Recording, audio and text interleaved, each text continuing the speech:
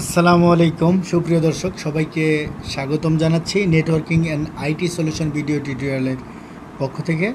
আজকে আমরা জানব একটি অণুকে আমরা কিভাবে আসলে রাউটারে পরিণত করতে পারি। এটা আসলে সব ধরনের অণুতে হয় না, অনেক অণুতে হয়ে থাকে। মোটামুটি ভালো মানের যে সফটওয়্যারগুলো অণুতে ব্যবহার করা হয়েছে সেই সফটওয়্যার এবং হার্ডওয়্যারের কম্বিনেশনে অনেক অণুতেই এই রাউট ইন্টারফেস থাকে, রাউটার হিসেবে কাজ করানো যায়। এরকম একটি অণু ডিবিসি ওএনইউ।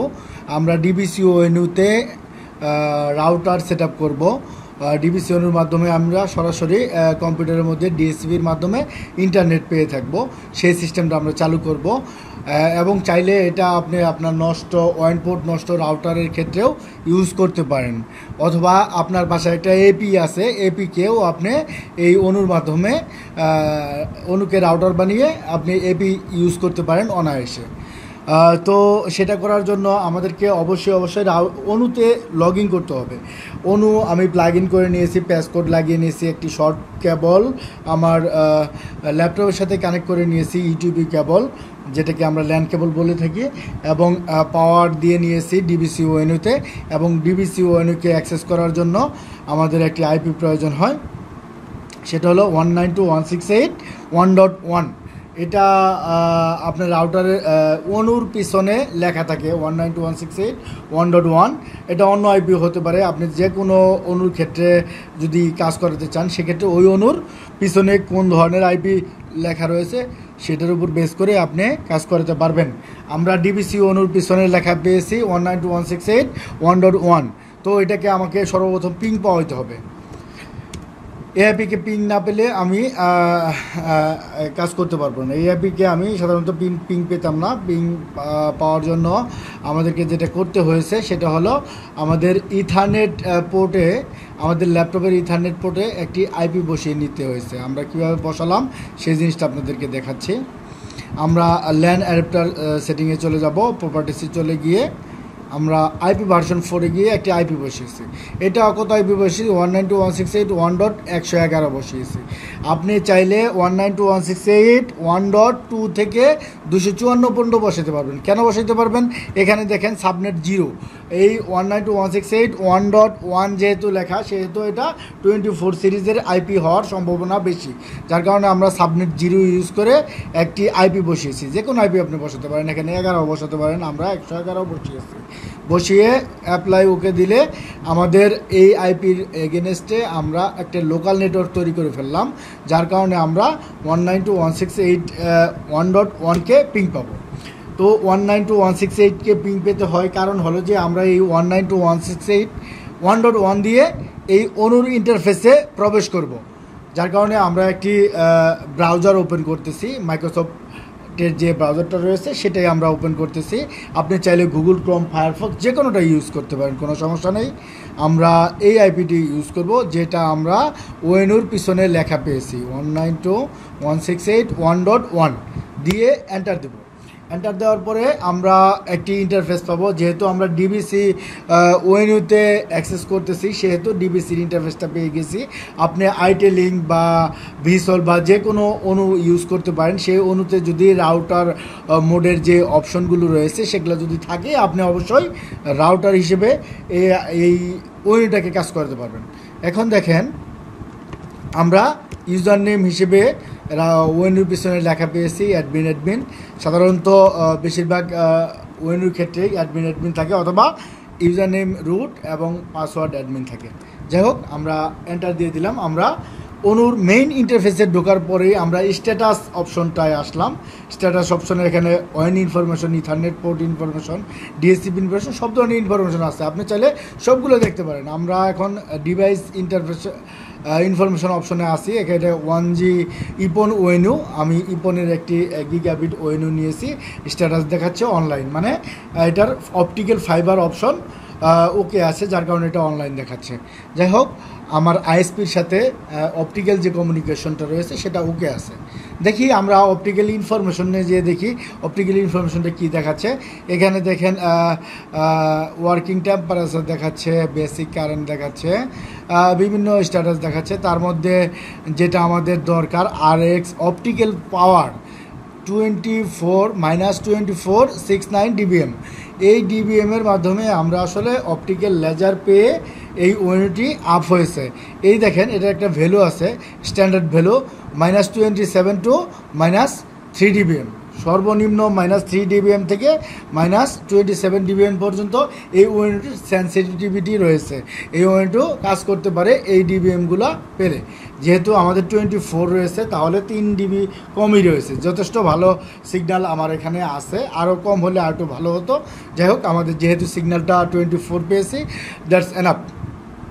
এখন আমাদের এই অণুটাকে আমরা রাউটার বানাতে গেলে আমাদের ওয়েন ইনফরমেশনে কাজ করতে হবে।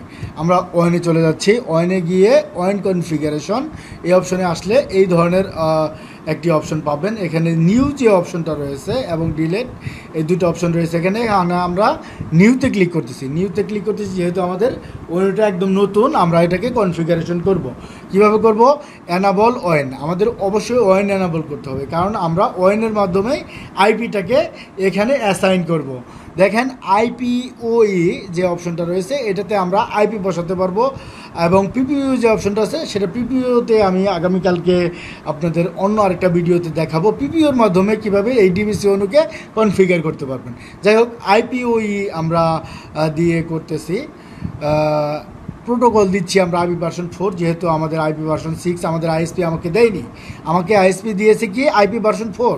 আমি IP ভার্সন 4 সিলেক্ট করলাম এবং রাউট ওয়েন আমরা এনাবল করব। এখানে ব্রিজ আমরা কখনোই দিব না।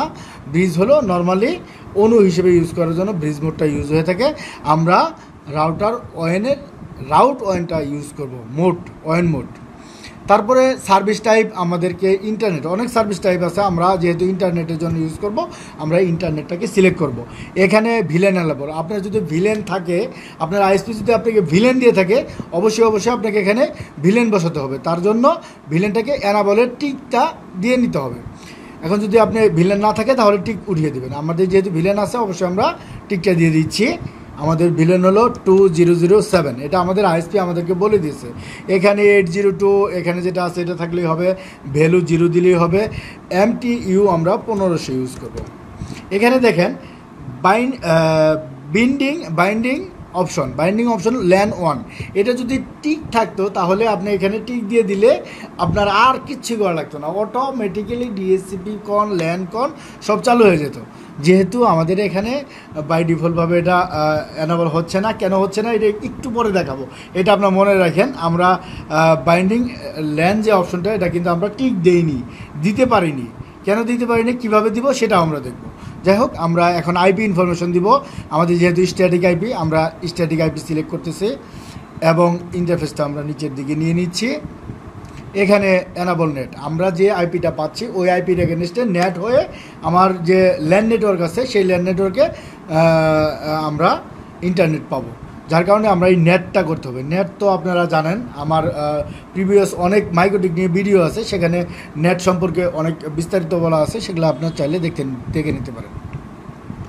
আমাদের আইএসপি আমাদেরকে যে আইপি দিয়েছে সেই আইপিটা আমাদেরকে বসাতে হবে। আপনার আইএসপি আপনাকে যে আইপি দিবে সেই আইপিটা আপনি বসাবেন এবং যে সাবনেট মাস্ক দিবে সেই সাবনেট মাস্ক আপনার বসাবেন। আমার আইএসপি আমাকে /30 একটি আইপি দিয়েছে, সেটার আইপি হলো 10 এবং সাবনেট মাস্ক হলো লাস্টে 252 এবং গেটওয়ে হলো 9। এটা একটি /30 আইপি। এই আইএসপি আমাকে ভিলেন করে একটি /30 আইপি প্রোভাইড করেছে। আমরা সেই আইপিটি বসাচ্ছি এবং ডিএনএস হিসেবে আপনার আইএসপি আপনাকে যে ডিএনএস প্রোভাইড করবে সেই ডিএনএস আপনি ইউজ করতে পারেন। আমার আইএসপি আমাকে গুগলের ডিএনএস এবং অ্যামাজনের ডিএনএস দিয়েছে, সেটা আমরা ইউজ করতেছি অ্যাপ্লাই। দেন আমাদের ওয়েনের কাজ শেষ। আমাদের কিন্তু পুরোপুরি কাজ শেষ হয়নি। অনুকনফিগারেশনের অনেক কাজ রয়েছে, সেগুলোর মধ্যে আমরা শুধুমাত্র ইন্টারনেট পাওয়ার জন্য যেটা প্রথমে করতে হবে সেটা আমরা করেছি। আমরা একটি কানেকশন সেট আপ করেছি ইন্টারনেটের জন্য 207 বিলিয়ন দিয়ে, প্রায়োরিটি 0 দিয়ে, IP ভার্সন 4 আইপি বসিয়েছি। আমরা ওয়েনের কাজটা ওকে। এখন কিন্তু আমাদের ল্যানের একটা কাজ বাকি আছে, ল্যান বাইন্ডিং ল্যান, সেটা আমরা করার জন্য আমরা ল্যানে চলে যাচ্ছি। ল্যানে যাওয়ার পরে আমরা ল্যানকে টিক দিয়ে দিচ্ছি। টিক দিয়ে দেওয়ার পরে আমরা অ্যাপ্লাই দেব। দেখেন অ্যাপ্লাই দেওয়ার সাথে সাথে আমাদের ল্যান নেটওয়ার্কটা কাজ করবে। তার আগে কিন্তু আমাদের ল্যানটা কিন্তু ঠিক হয়েছিল না। দেখেন আমরা এখানে যেহেতু অ্যাপ্লাই দিয়েছি, আমরা এখন ওয়াইনে যাই। ওয়াইনে গেলে হয়তো ওখানে দেখতে পারবো যে ওখানে ওয়াইনের কী অবস্থা। এই দেখেন ওয়াইনের অপশনটা, এই যে বিন্ডিং অপশন কিন্তু এখন ওকে হয়ে গেছে। আমরা এখানেও টিক দিয়ে দিচ্ছি। টিক দিয়ে আমরা নিচে গিয়ে অ্যাপ্লাই দিয়ে দিচ্ছি। তাহলে আমাদের ডিএসসিপি সার্ভার বলেন, আমাদের ল্যান নেটওয়ার্ক বলেন, সব কিছু একদম ওকে হয়ে যাবে। দেন আপনি একদম ইন্টারনেট পেয়ে যাবেন। কীভাবে পাবেন সেটা আমরা দেখাচ্ছি। যাই হোক, আমাদের ল্যানে কী কী কাজ হলো, ল্যান যেহেতু অ্যানাবল হলো, তাহলে ল্যানে কী কী কাজ হলো সেটা আমরা দেখব। দেখেন ল্যান হোস্ট কনফিগারেশন, এখানে ল্যানের কনফিগারেশন যে 1.1 গেটওয়ে হিসেবে থাকবে 0, মানে 24-এর একটি সিরিজ হয়েছে, এবং এখানে একটি সেকেন্ডারি অ্যাড্রেস হিসেবে 2.1 ইউজ করেছে এই অনুটা। যাই হোক, আমাদের ডিএসসিপিতে যাই দেখি ডিএসসিপি কী করেছে।